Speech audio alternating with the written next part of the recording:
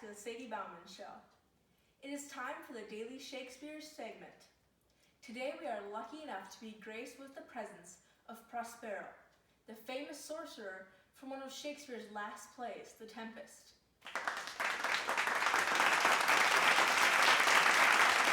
Could you please give us some information regarding the play in which you are the lead role? This is a play of betrayal, love, and forgiveness. Sounds enticing.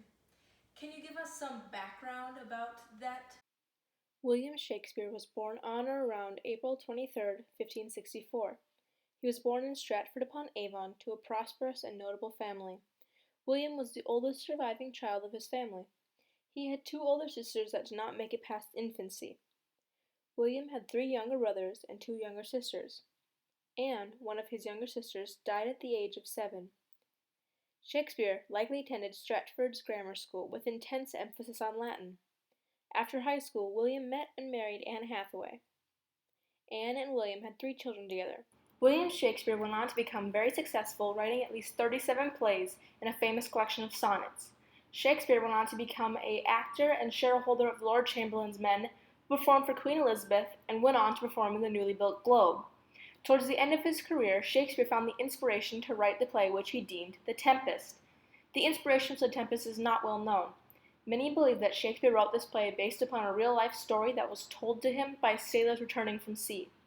These sailors are said to have been through a major hurricane, or as it was said, a cruel tempest. Shakespeare wrote The Tempest in 1610 to 1611, and it was first performed at Whitehall Palace by the King's Men for King James I. I'll be performing Act 5, Scene 1, which is at the conclusion of the play, at which point I, Prospero, reveal myself and give forgiveness to those who have wronged me. Some of the key characters include Prospero, who is the play's protagonist and the father of Miranda. His brother Antonio, with the help of Alonso, overthrew him. Prospero has spent the last 12 years on this island refining the magic that gives him the power to punish. Ariel is Prospero's spirit helper. He was rescued long ago by Prospero from imprisonment by a witch. Alonso is the king of Naples and father to Ferdinand. He aided Antonio in overthrowing Prospero. The Tempest is a play about magic, betrayal, love, and forgiveness. It is set on an island somewhere near Italy. Prospero lives on that island with his daughter Miranda. Prospero begins the play by creating a storm, or tempest, that shipwrecks a ship filled with family and people that have betrayed him. Ariel separates Ferdinand from the other voyagers and introduces him to Miranda, and they immediately fall in love. Alonso and the remaining passengers fear Ferdinand dead. While all this is happening, Antonio devises a plan to kill the king and claim his throne, but Ariel prevents them from doing so. Prospero sends Ariel to play tricks on some of the passengers. Alonso and Antonio are reprimanded for their past actions by Ariel at a magical banquet. Miranda and Ferdinand become betrothed.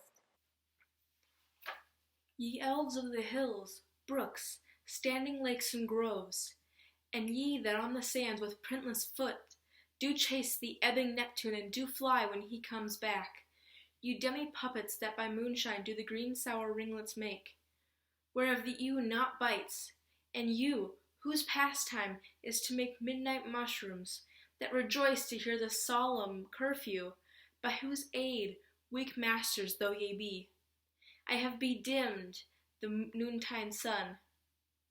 I have called forth the mutinous winds, and twixt the green sea and the azured vault set roaring, war to the dread rattling thunder have I made shake, and by the spurs plucked up by the pine and the cedar, graves at my command I have wakened their slumbers, oped and let them forth by my so potent art, but this rough magic I here abjure, and when I have required some heavenly music, which even now I do, to work mine end upon their senses that this airy charm is for, I'll break my staff, bury it, certain fathoms in the earth, and deeper than did ever plummet sound, I'll drown my book.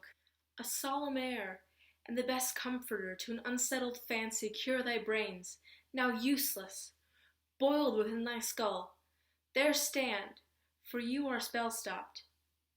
Holy Gonzalo, honorable man, mine eyes, even in sociable, to the show of thine, fall fellowly drops. The charm dissolves apace, and as the morning steals upon the night, melting the darkness, so their rising senses begin to chase the ignorant fumes that mantle their clearer reason. O good Gonzalo, my true preserver and a loyal sir, to him you followest. I will pay thy graces home, both in word and deed. Most cruelly didst thou, Alonso, use me and my daughter. Thy brother was a furtherer in the act. Flesh and blood, you brother mine, that entertained ambition, expelled remorse and nature, with whom Sebastian, whose inward pinches that therefore are most strong, would here have killed your king. I do forgive thee, unnatural though thou art. Their understanding begins to swell, and the approaching tide will shortly fill the reasonable shore that now lies foul and muddy. For not one of them yet looks at me, or would know me. Ariel, fetch me the hat, and repair in my cell. I will discase myself, and myself present as I was something Milan. Quickly, spirit, thou shalt ere long be free. Why, that's my dainty Ariel. I shall miss thee, but yet you shalt have freedom. So, the kingship, invisible as thou art, there shalt thou find the mariners asleep under the hatches, the master and the boatswain being awake, enforce them to this place. And presently, I prithee, I drink the air before me, and return, or ere your pulse twice beat. Behold, sir, king, the wronged Duke of Milan, Prospero. For more assurance that a living prince does now speak to thee, I embrace thy body, and to thee and thy company I bid a hearty welcome. Where thou beest, he or no, or some enchanted trifle to abuse me, as late as I have been, I not know. Thy pulse beats as of flesh and blood, and since I saw thee, the affliction of my mind amends, with which I fear a madness held me. This must crave, and if be at all a most strange story, the dukedom I resign, and do entreat thou pardon me, and my wrongs. But how should Prospero be living and be here? First, noble friend, let me embrace thine age, whose honor cannot be measured or confined. You do yet take some subtleties on the isle, that will not let you believe things certain. Welcome, my friends all, but you. My brace of lords, were I so minded, I here could pluck his highness frown upon you, and justify you traitors. At this time I will tell no tales. No, for you, most wicked sir, whom to call brother would even infect my mouth. I do forgive thy rankest fault, all of them, and require my dukedom of thee, which perforce I know thou must restore. If thou beest Prospero, give us particulars of thy preservation, how thou hast met us here, with whom 3 hours since we were wrecked upon the shore, where I have lost, how sharp the point of remembrance, my dear son Ferdinand. I am woe for it, sir. Irreparable is the loss, and patience says it is past her cure. I rather think you have not sought her help, of whose soft grace, for the like loss, I have her sovereign aid, and rest myself content. You the like loss? A great loss to me is late, and supportable to make the dear loss have I means, much weaker than you may call to comfort you, for I have lost my daughter. A daughter? O heavens! That they were both in Naples, the king and queen there! That they were, I wish myself, mudded in that oozy bed where my son lies. When did you lose your daughter? In this last tempest. I perceive these lords at this encounter do so much admire that they devour their reason, and scarce think their eyes do offices of truth. Their words are natural breath, but howsoever you have been justified from your senses, know for certain that I am Prospero, and that very Duke, which was thrust forth of Milan, who most strangely upon this shore, when you were racked, was landed, to be the lord on it. For 'tis a chronicle of day by day, not a relation for a breakfast, nor befitting for the first meeting. Welcome, sir. This cell's my court. Here have I few attendants, and subjects none abroad. Pray you look in. My dukedom since you have given me again, I will requite you with as good a thing, at least bring forth a wonder to content ye as much as my dukedom. There, sir, stop. Let us not burden our remembrances with a heaviness that's gone. Give me your hands. Let grief and sorrow still embrace his heart that doth not wish joy. Was it well done? Bravely, my diligence, thou shalt be free. This is as strange a maze as ever men trod, and there is this business more than nature was ever conduct of. Some oracle must rectify our knowledge. Sir, my liege, do not infest your mind with beating on the strangeness of this business. At picked leisure, which shall be shortly single, I'll resolve you, which to you shall seem probable.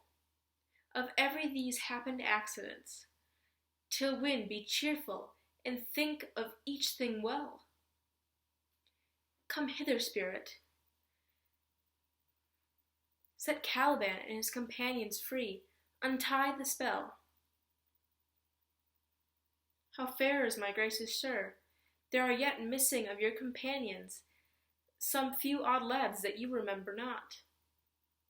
Sir, I invite your highness and your ta'en to my poor cell, where you shall take your rest for this one night, which part of it I'll waste with such discourse, as I not doubt shall make it go quick away, the story of my life, and the particular accidents gone by since I came to the isle.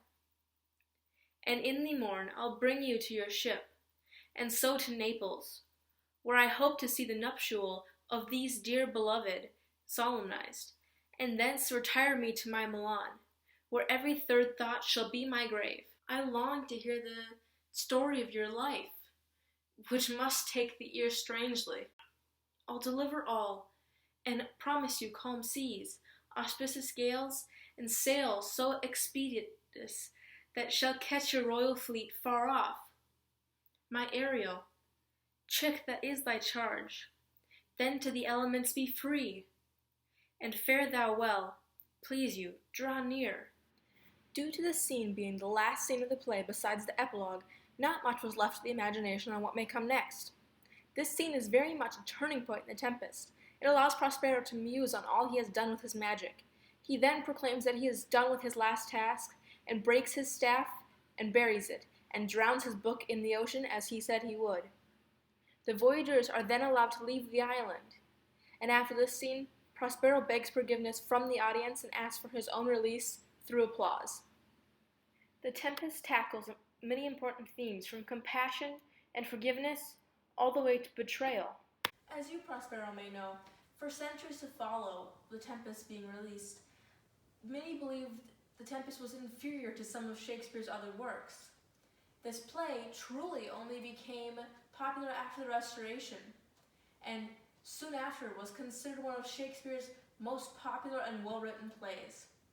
In 1623, when Shakespeare's works were collected into a whole book, The Tempest was one of the first plays to appear in the book, and this seemingly suggested the popularity of The Tempest. I personally believe that this play is much more complex than many of the other Shakespeare plays that we have read. I love how in this play, nobody dies tragically, and that the wrongdoers are forgiven. And due to this play being categorized as a comedy, it has an overall happy ending.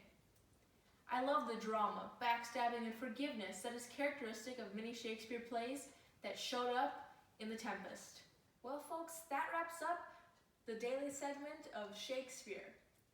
Thanks for watching. I'll see you tomorrow on The Sadie Bauman Show.